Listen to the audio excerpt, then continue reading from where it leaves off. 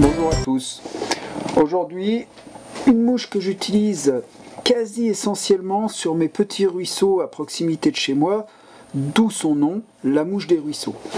Alors, il s'agit d'une émergente pour laquelle je vais utiliser donc un hameçon de 14 B100 courbe.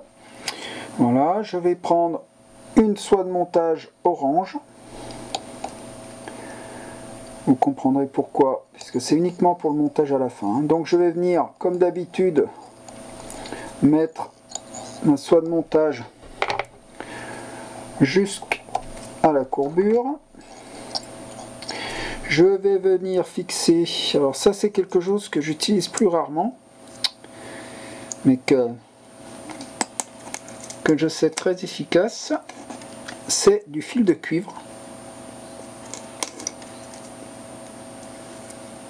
Mais du fil de cuivre de couleur. Voilà, donc là je suis sur un fil de cuivre vert. Donc vous l'avez compris, c'est ce qui va me permettre de faire couler.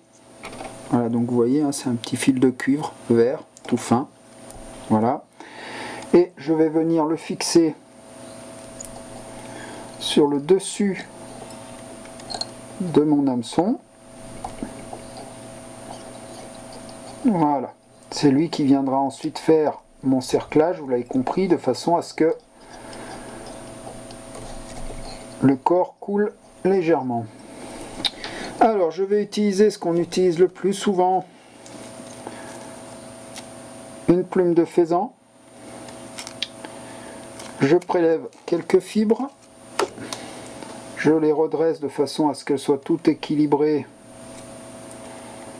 au niveau de la pointe et je viens les fixer par la pointe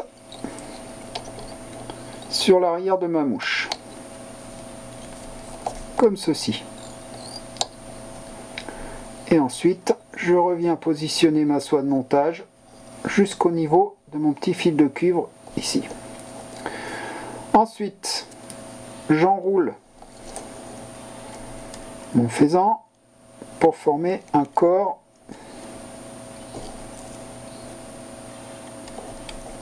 duveteux et légèrement conique. Je viens arrêter ici.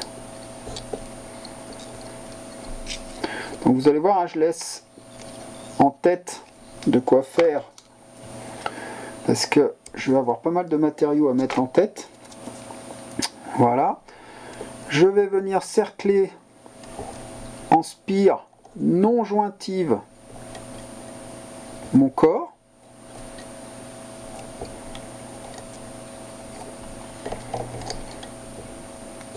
Que j'arrête ici. Vous avez vu, petite astuce, j'ai fait tourner mon fil de cuivre en sens inverse de mon fil de montage, ce qui me permet de tout bloquer correctement sans que ça bouge.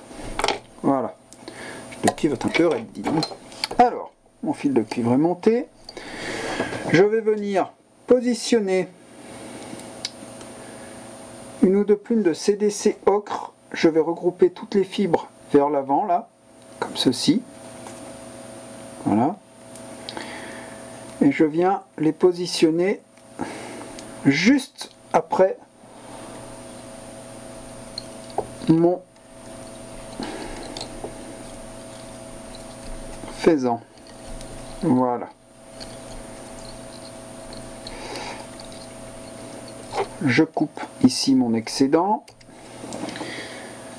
Alors, vous l'avez compris, je laisse suffisamment pour pouvoir rabattre.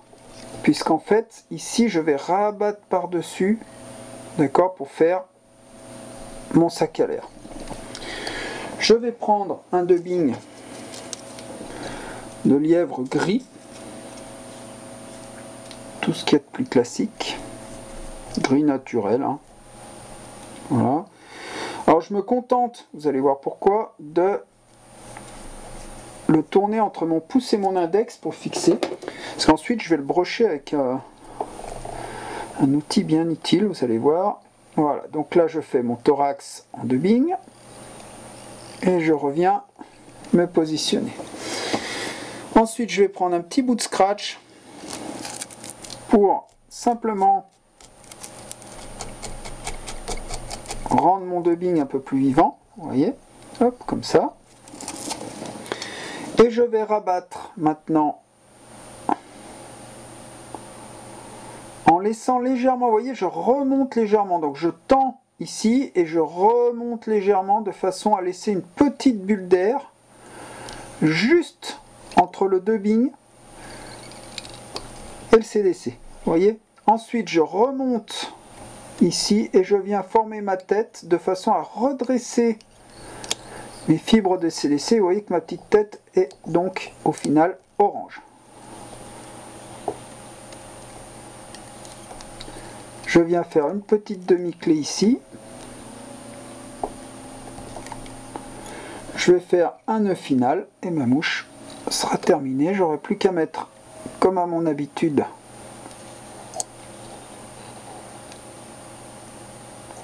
une petite pointe de colle. Voilà. Voilà, ma mouche est terminée, prête à pêcher. Alors, vous pouvez, si vous le souhaitez, laisser un petit peu plus en tête là, de façon à ce que elle pêche un petit peu plus haute sur l'eau. C'est faisable, d'accord? Mais si vous ne le souhaitez pas, voilà. Là, elle va très très bien pêcher. C'est une émergente, elle va être sous la pellicule. Et c'est très prenant sur nos petits ruisseaux par chez nous. Voilà, donc la mouche des ruisseaux, bon montage. Bonne pêche à tous.